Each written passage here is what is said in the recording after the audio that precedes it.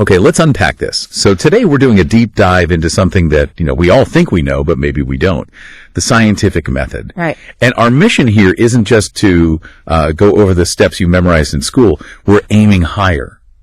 We want to explore how this whole systematic process actually creates foundational truths. What we call axioms. Exactly, axioms. And this is the really critical part, how this same ancient rigor is being adapted right now to tackle one of the biggest challenges we have, leading and validating advanced AI. Yeah, and the sources we're pulling from are pretty fascinating. We've got stuff on formal logic, some really detailed diagrams of the scientific cycle, and texts that connect all these dots, from investigation to establishing truth in modern problem solving.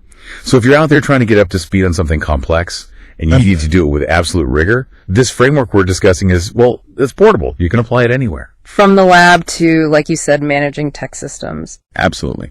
So let's start with the core engine, but not like a boring checklist. Let's talk about the philosophy behind it. Good idea.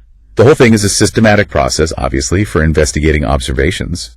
But its real genius, I think, is that it's not designed to prove anything. It's designed to destroy premature certainty. That is the key distinction, isn't it? It all starts in the same place. An observation, a question. You see something you can't explain. And you can't even move forward until you've clearly defined that problem. You have to research it first. Which pushes us right into step 2. Formulating a hypothesis. Now, people call this a guess, but it's not really just a guess, is it? Not at all. The sources are really clear on this. It has to be based on broad spectrum, unbiased inference. You're pulling from everything you can find. And here's where the rigor really kicks in. The whole method forces you to prepare for falsification right from the very start. Yes. You're not trying to prove yourself right. You're actively setting up the conditions to prove yourself wrong. Which just elevates it so far beyond a simple hunch or speculation. I just found it so powerful. The system itself is built on a foundation of systematic doubt. So once you have that hypothesis, you move into the core loop. The experimentation and comparison part.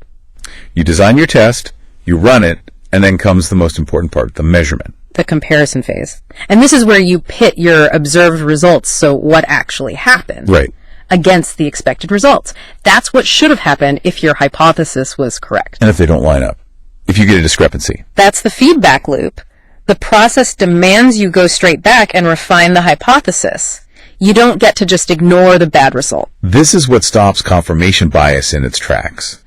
And our source material really highlights that this refinement, it's never a closed loop. It's always open to being proven wrong later. It's an inherently humble process. You have to go back, do a deeper dive, and refine that starting premise before you can even think about moving forward. It's basically systematized intellectual humility. That is the perfect phrase for it. And it's so relatable, right? Even outside a lab, you're trying to fix some messy problem at work. You start with an assumption. Hypothesis A. You try a fix. And it fails. It fails. Your observed results do not equal your expected results. So you don't just throw up your hands. You circle back, you take that new data from the failure, and you create a smarter assumption. Hypothesis B. It's the ultimate learning engine. And that engine just keeps turning until you get consistency. And when the experiment finally does support the hypothesis, then we can talk about drawing a conclusion. But even then, success isn't the end. It's really just the beginning of the validation process. Exactly. The next step is all about continued investigation, reporting.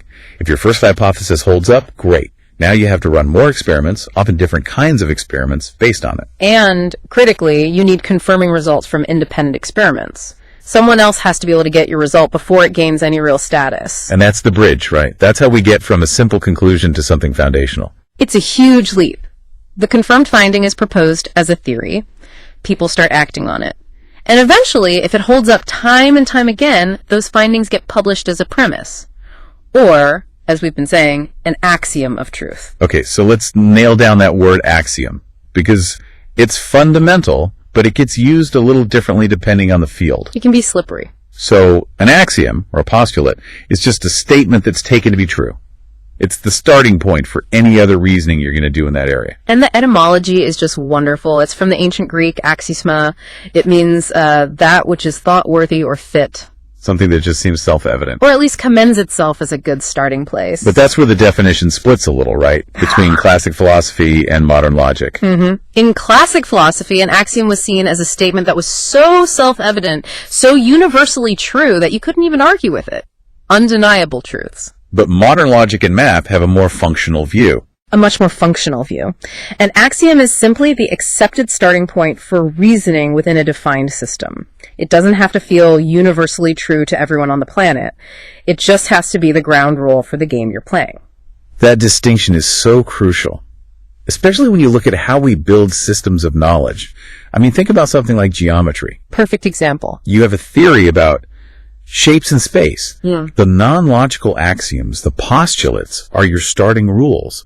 Like the parallel postulate in Euclidean geometry. It just defines the kind of space you're talking about. It's a rule of that specific game. And then separate from that, you have the logical axioms. And those are the rules of reasoning itself. They're the scaffolding for how you think. Like the idea that if you say A and B are true, then A has to be true on its own. It seems obvious, but it's a rule that has to be defined. The logical axioms tell you how to reason, while the non-logical axioms tell you what you're reasoning about. So the big idea here, the intellectual payoff, is this concept of axiomatizing a system of knowledge, which means showing that all the complex claims, all the big theories, whether it's physics or math or even, business strategy, that all of it can be derived from a tiny, well-understood set of sentences, from those core axioms. It's about building a skyscraper from just a few absolutely solid cornerstones. And once you have those cornerstones, you can trust the structure. You know that any new claim, as long as it's derived logically from those axioms, is standing on solid ground. Okay, so we've built this foundation, a systematic process, iterative, built on proving things wrong, that leads to these foundational premises. So what happens when we take this centuries-old method and apply it to something bleeding edge? What does all this mean for how we handle complex modern tech, like leading AI? What's fascinating here is that the approach doesn't just apply to, the outside world. It also applies to how we structure and manage our own tools. How so? Well, our source material makes the case that the best way to use AI right now is to apply that same investigative rigor internally. To learn how to be a team leader, essentially. To break down a problem and assign different AI agents to be the expert team members. That's a really powerful reframing. So you're not just using the AI, you're applying the scientific method to the process of building a solution with the AI. Exactly. The whole iterative loop of observation, hypothesis, refinement, that becomes your project management cycle for the AI team. Okay, walk me through that. So an AI problem pops up. How does it mirror the lab process? It mirrors it perfectly. Step 1. Define the problem. You have an unexplained observation. Maybe an AI model is giving weird results. You define the effects. You research those effects. You figure out what you know, and just as importantly, what you don't. And then you move to the hypothesis. Step 2.